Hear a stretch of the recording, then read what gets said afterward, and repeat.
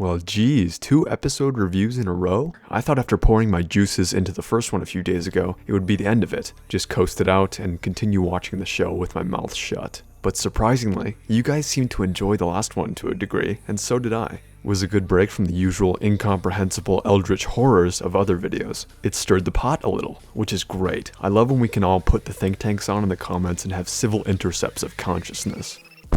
I almost forgot. Apparently I sounded a little bit too angry in the last one, which I can imagine eroded the effectiveness of some of the points in the video. But when I'm uber passionate about a character or story, that intensity is often common. Believe it or not, I don't like bashing on shows or movies. I want them to be good just as much as the next guy. Bah humbug isn't my default. But when I'm fed a piece of pop culture media that treats its audience like diarrhea extract, I enjoy being vocal about it. So to the people that it bothers, let's make a compromise right here.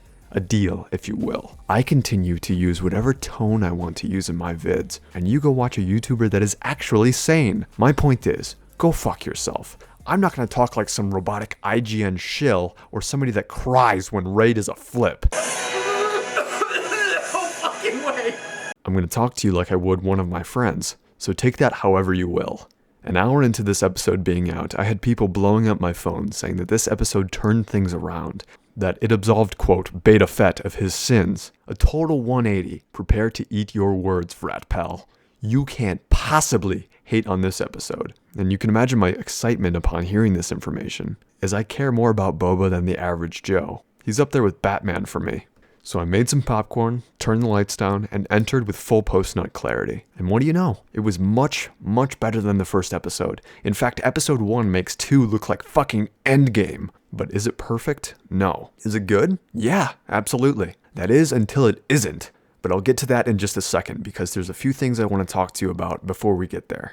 In the beginning, we see the Ermac-looking goon from the last episode get interrogated by Boba and Fennec. And somehow, despite him not talking at all, they come to the conclusion that he is indeed an assassin. So that means that in episode 1, they were A-list assassins that led with shields and shock sticks.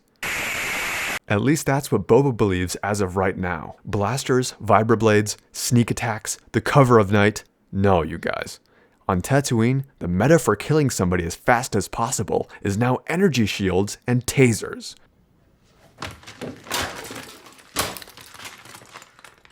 But Ermac doesn't talk, and Fennec decides to send him into the Rancor pit to meet Patissa so he'll talk. To which I was like, I thought you were dead. And this is right after the droid just gave us a brain pop on how this guy will never talk.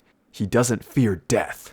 But the one thing he does fear, apparently, is plot inconvenience, because despite not hearing or seeing anything, he sings like a canary. I was sent by the mayor! The mayor sent me!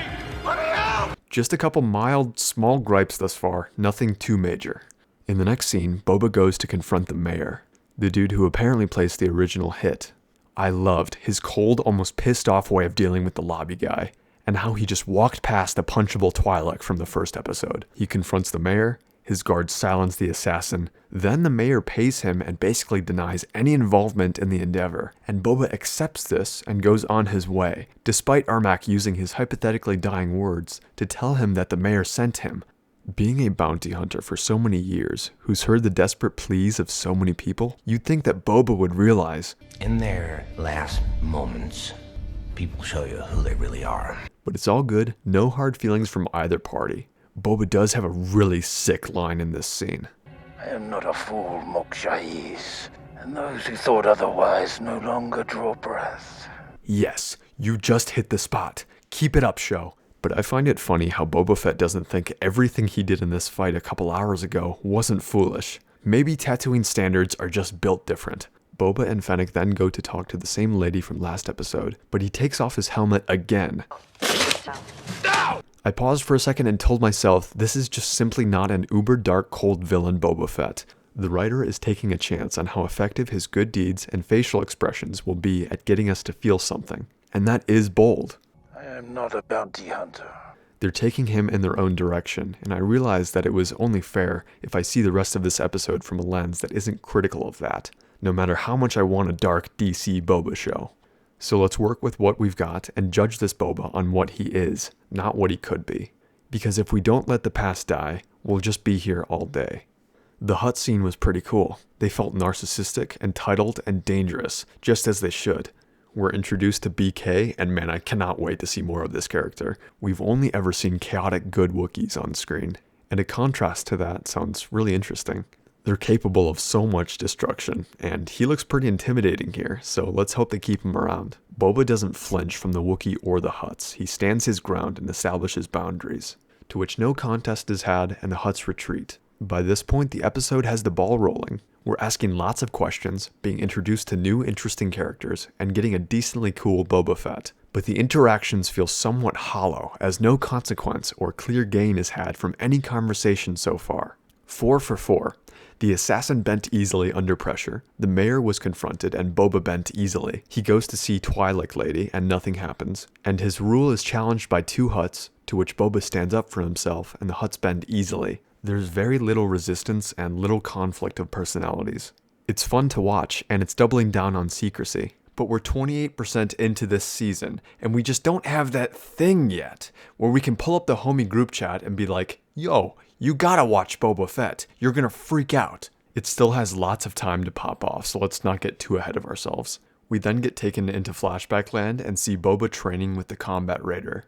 During their training, an armored train comes barreling out of nowhere. The passengers on board, for whatever reason, fire upon the Tuskens and kill a few from that far away. Boba is visibly shook by this and he offers to avenge their deaths. He has a plan to take the train down, so he takes a rifle, a staff, and begins his journey. Now I thought he was just going to chase down the train by himself and kill everyone on board, but no, he makes a trek down to the nearest bar. We see a gang of people that look like Saris from Galaxy Quest bully the crap out of a married couple, and boom, Boba is here to save the day. He goes Judgment Day on these guys, and after he's done kicking ass, he takes a swig like a pro. But why? Well, he came here to retrieve speeder bikes so he and the Tuskens can catch up to the train.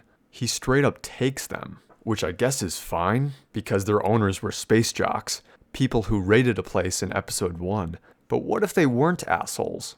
And even if they aren't, what's the difference between a Tusken Raider and these guys? Culture? He doesn't have money to pay for transportation, and the timeline of his promised vengeance is limited, because these guys have a train. He doesn't have time to work for the bikes. He has to steal all 3 for a plan that may or may not work at all in the name of vengeance.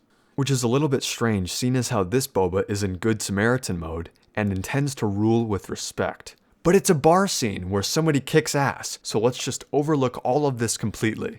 Radical! He takes the bikes back to camp and we see Boba teach the Tuskens how to ride speeder bikes, which I thought was really well done. A lot better than just skipping the process and just assuming a native tribe knows how to operate that kind of machinery. Like a bantha. Yes? My need to engage in homicidal behavior on a massive scale cannot be corrected. I know, new Boba, let's give this vision a chance. The train comes back for another round, so Boba and the tribe spring into action immediately. But again, it's like, why? The people on board are incredible shots. You only have 3 bikes, and you have no idea why the people on the train are here. If this is to avenge the fallen, that seems counterproductive, because in the process, more people are going to die. And they do. So many Tuskens die on this mission. And if you've got such a hard-on for revenge, I have bad news. Even if you do kill the bad guys on the train, who's going to avenge the ones that died today? Exactly, it's kinda strange. And when the show sacrifices the Tuskens, it thinks it's making us go, oh my god, these guys are dangerous, and it's so sad that the Tuskens are dying. But all I can think about is, God, Boba's kind of a dick for suggesting this. They had just struck diamonds with the water eggs, and were playing house in the Dune Sea.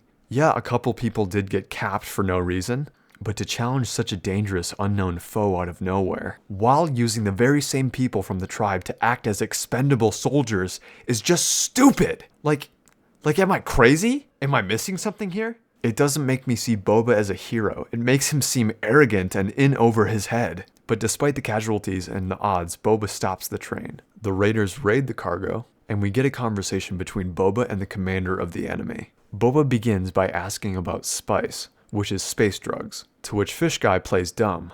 The Tuskens eventually find some spice, and Boba says something along the lines of, this is not looking good for you. That's illegal space crack you're carrying. Like, what?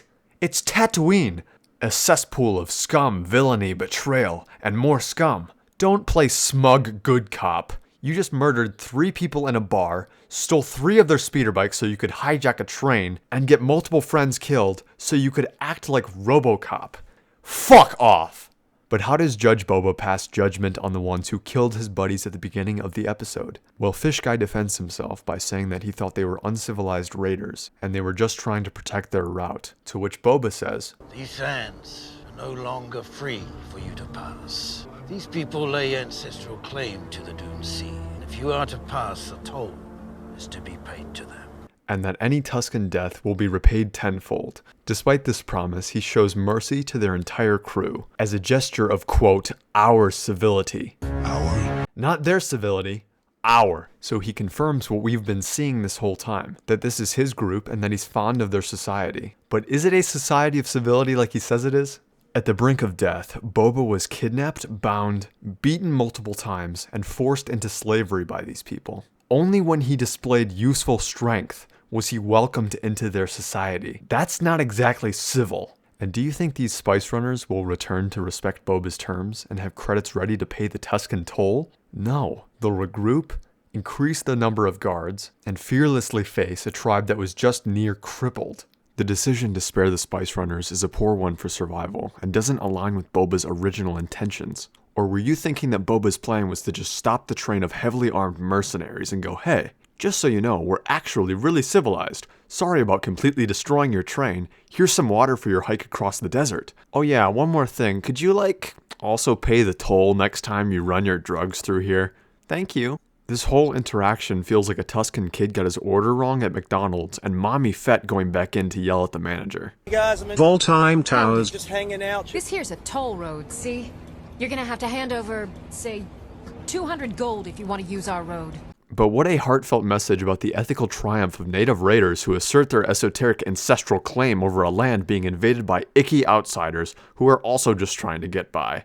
I'm sure when Jabba built his palace on Tusken land, he respected their ancestral claim. It's a universe with endlessly technologically superior aliens who can roll up to Tatooine anytime and create a Walmart wherever they want with little resistance.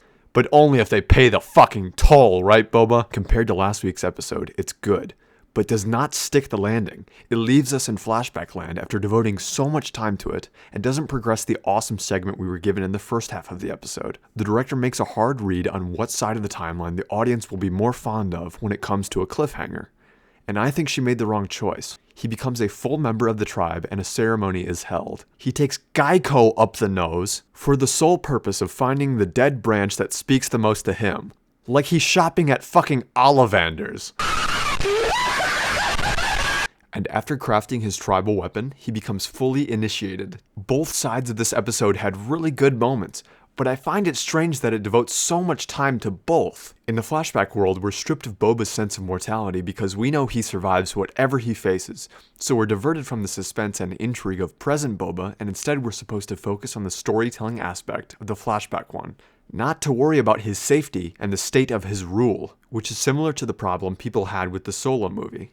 It's like watching the sequel to Scream before you watch Scream 1. The director works his ass off to get you to like the characters, so that when they're in danger, you feel it and you care. When you worry about the character, your brain also elevates the killer or the opposition in the situation, in relation to that favorite character of yours. But when you go back to watch the first movie after watching the second, you're not scared for your favorite character because you already know if she or he dies. You can still watch horror movies like this and still feel something, but it's a mistake if you're looking for maximum emotional investment. And that's how I'm feeling with these flashback scenes. Putting so much pressure on them is counterproductive. Its storytelling doesn't fully compensate for the imbalance and doesn't have the same meaty thighs to support itself like the present timeline, and ultimately it weakens the episode for me. For a 50-minute episode that cuts right into substance, and one that has a few good action sequences, it left me sitting there going, All right. It's fun, but kinda tasteless. Like a giant crouton with glitter on it. Yes, it's food, and yes, it sparkles, but if you take 1 second to think about it, it tastes like shit! It's not a bad episode, and his dealings in present day had the lethal atmosphere I was looking for in episode 1. but I feel like it's holding itself back. It feels tame and safe. I did a poll recently, and a lot of you guys love this one, and that's perfect. I love when you guys are happy, but I just don't understand why. I'm trying so hard to come at this from a different angle, but when I dwell on the events and results of conversations, I just get confused as to why this show is adored so far. I don't know, maybe I'm the one that's asleep. I probably just have to wake up, smell the roses where I can. Join the ranks of consumers who've been consistently fed unremarkable content over the last 5 years so that future production of said content costs less money, takes less creative fire, but still reels in millions of dollars from fans chasing that next hit of nostalgia and dopamine. Not every show or movie has to be a new Blade Runner, but I think it's fair to ask directors and writers to just try hard. Maybe I'm too harsh with it. Maybe I'm coming at it from a really overly critical standpoint and looking for perfection where there will be none. But I just can't get past the feeling so far that the writer and multiple directors are playing a violent game of Twister with the plot and tonality of the show. It made some really nice changes with this episode, but I do still think it has a few problems that it needs to fix before it can take off. Okay, that's all I have for today. I really appreciate you listening to me all this time, however you feel about these thoughts. And if you want to see a take on episode 3, just let me know.